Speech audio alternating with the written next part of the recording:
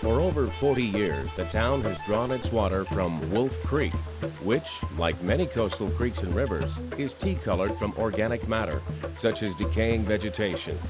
Though the water was safe to drink, residents often complained of the taste and the stains that the coloration could cause.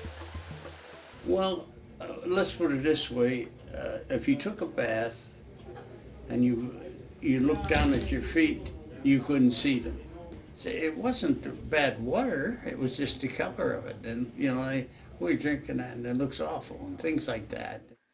The mayor and council had for many years tried to get the funding to replace the old water treatment facility, which simply screened the water before chlorinating it. In recent years, concerns have been raised in the scientific community about chlorinating water that contains organic matter, providing yet another reason why a new treatment plant was needed. But to get an infrastructure grant would take more than that.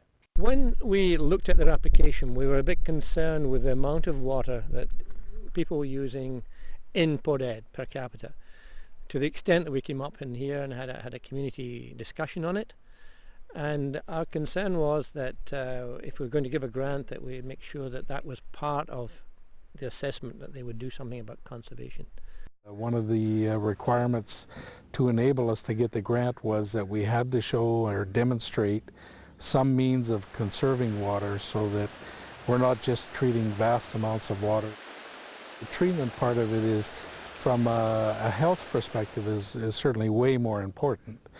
But they do go hand in hand. But the question is, how do you get people who live in a rainforest to believe they need to conserve water? It's a hard sell. We get 10 feet of rain in Port Edward over a year, and people are saying, why do we need to conserve? We got all kinds of water. It almost seems like, we're preaching to somebody that we shouldn't be preaching to, but the real reality of it is that we're trying to conserve to save costs, so that we're not just treating vast amounts of water that are being let run on the grass or down the road type of thing. This community has got lots of water, we know that. That's not the point. The point here is that because we've now got a sophisticated treatment plant, it matters how much water you bring to the treatment plant to treat it, energy savings and etc. So you want to use less water. You look at it as a whole loop from the water coming from upstream to the system to the user. Because what most people fail to realize is that whenever they wash their car, water their lawn, or flush their toilet, they are using treated water. And it is that lack of awareness that can undermine metering as a conservation tool. What they've found is meters initially will conserve somewhere in around 15%, but over years of use, people tend to forget why the meters are there, and gradually their consumption rate goes back up. Whereas toilets, as long as you've got the toilet in there, you're conserving water. So the plan was made to install low-flush toilets in the community to conserve water. The average household has 4 people, each of which flush the toilet an average of 5 times. With an average flush consuming 20 liters of water, approximately 400 liters of water per day is used per household. And that's a lot of money going down the toilet. Being an older community, a lot of our houses had 26-liter toilets in them. And we've gone down to an average flush now of 4 liters. So it doesn't take long to figure the dollar savings with that kind of comparison. In Australia, water conservation has driven significant technological advances. So Port Edward approached an Australian manufacturer about purchasing enough toilets for the entire community. Then, through HRDC, they obtained funding to have the toilets installed at no cost to the homeowner.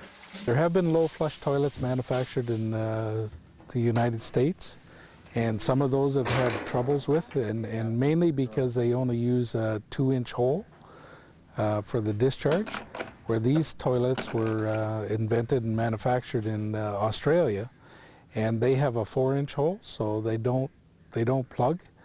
As a trial basis, I put one down at the public workshop and had one in the office for over a year, and we've never had a lick of problems with them.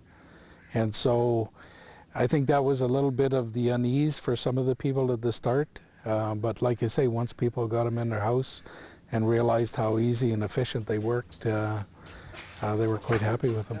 And I've been talking to people about our HRDC funding that we got to actually install the toilets. I think that was a real selling feature too as well, because people, like you said earlier, didn't have to put any money out of their pocket. We just basically let them phone us, set up a time, and went in and replaced their toilet at no cost to the homeowner. We've actually installed low flush toilets in 86% of our houses. We've retrofitted the school. Some of the businesses have actually bought in and taken the toilets as well. So it's been a huge success from our point of view. Because of the work to make the project qualify as a green project, the community received a grant of almost $2 million from the Canada-British Columbia Infrastructure Program for its new water treatment facility. And the facility itself is as innovative as the conservation portion was. The treatment process being used is called dissolved air flotation, and while it is new to North America, it has been used in Europe for about 20 years. Dissolved air flotation has been found to be superior to traditional sedimentation techniques for treating algae, color, and low turbidity water, exactly the conditions Port Edward has been dealing with. The end result of all this is that Port Edward residents now enjoy bottled water quality straight from the faucet. For a community like ours, when you run a bath and you used to step in it and your feet disappeared in the spring, to crystal clear water is just going to be amazing. After 11 and a half years, I'll tell you, it was really made my old heart beat. We might end up charging about $12 a month to offset the increased costs in the treatment. So about $144 a household per year, which if you're drinking bottled water now from town, that's a heck of a lot more than that. So the little town of Port Edward has become a water management leader that the rest of Canada can learn from. The lessons they learned and their innovative approach can be adapted to work in any community. And the town can celebrate its achievements flush with their success.